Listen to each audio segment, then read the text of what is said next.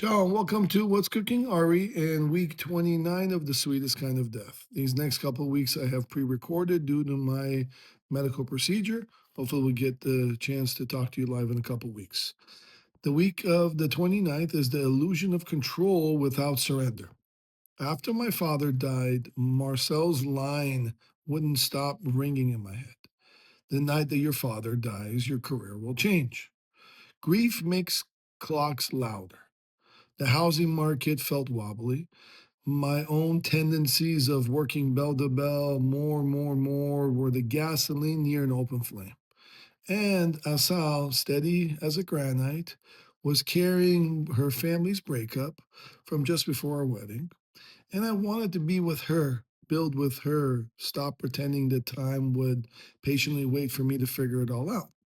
So this is where vegan entered my life. I didn't know vegan from childhood or from living in Los Angeles. I met him during our wedding planning.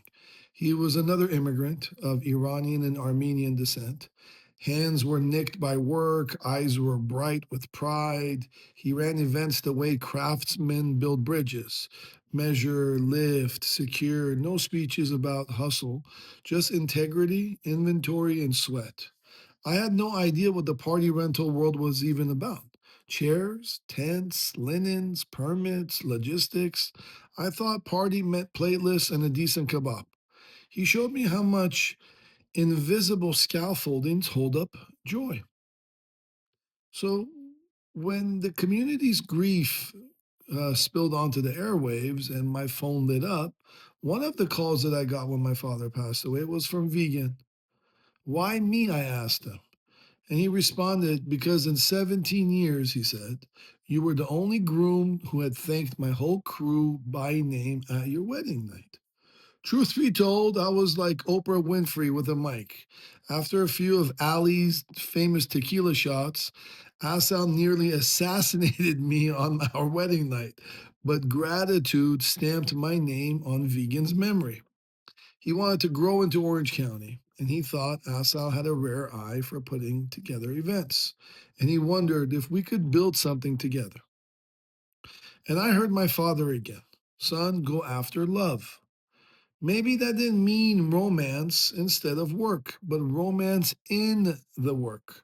Love for gatherings, for building places where families breathe again. So here was the seven-step process of how all of this happened.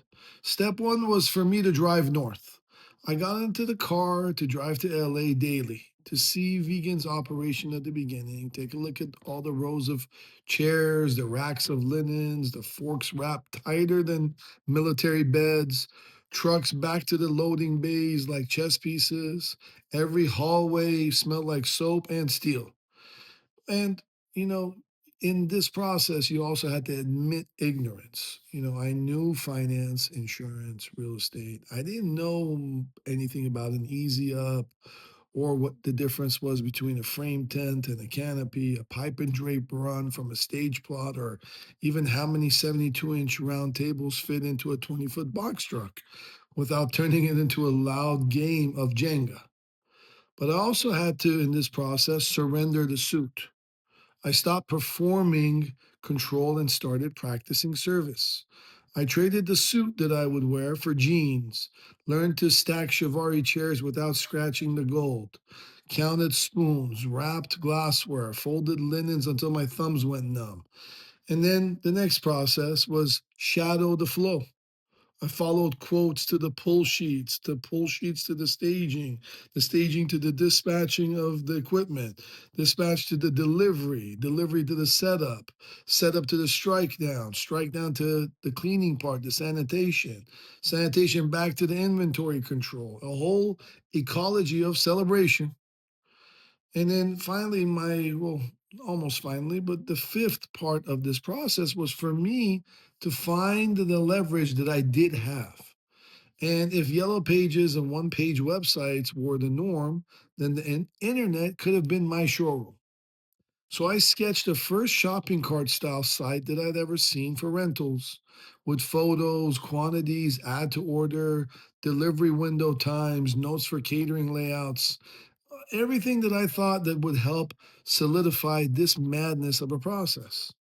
And then the sixth part of the step is building it at night and learning by day. For 2 weeks straight, I slept like a bat. Daytime, it was the warehouse and the will calls and the events. Nighttime was learning about HTML coding, image compressions, hand roll buttons, primitive cart logic, a lot of coffee, a lot of copy and code, and then collapse. And finally, in order for me to get to this process, I had to ship and shock my community. So we launched through utilization of Craigslist placements. That's what fed my funnel. And my first online order landed, and it was a party for almost $15,000. And I was hooked. Vegan was stunned, not by the number, by the sheer fact that I cleaned chairs in the morning and deployed a catalog at midnight. So, what did I discover about myself? I discovered that I had a sense of creativity that I did not know how to name. I discovered that finance taught me to model risk. Events taught me to stage the meaning. Numbers build spreadsheets. Rentals build rooms where people reconcile. They promise, they mourn, they dance. And I've been trying to control outcomes. Surrendering to the craft was us learning the uniglamorous pieces.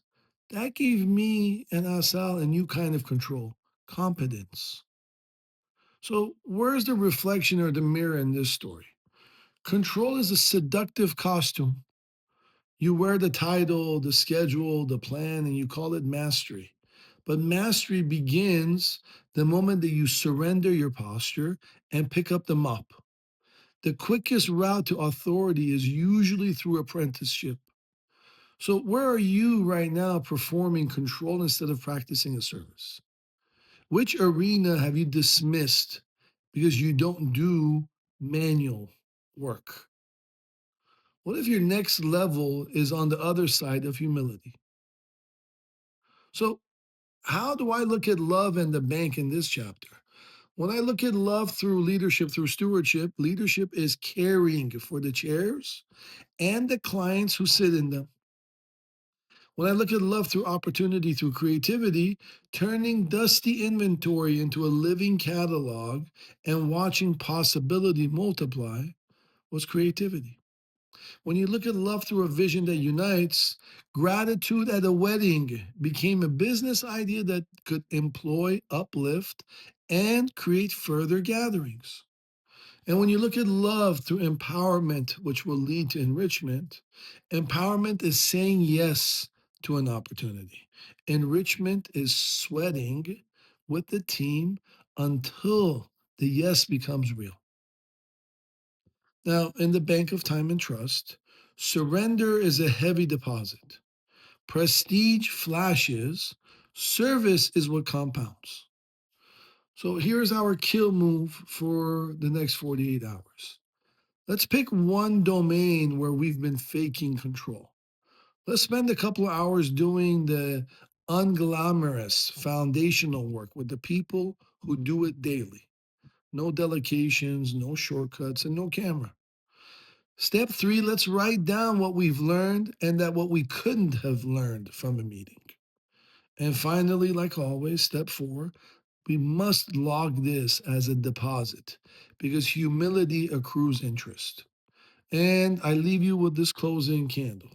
Let your hands learn what your mouth has promised. Ciao and see you next week.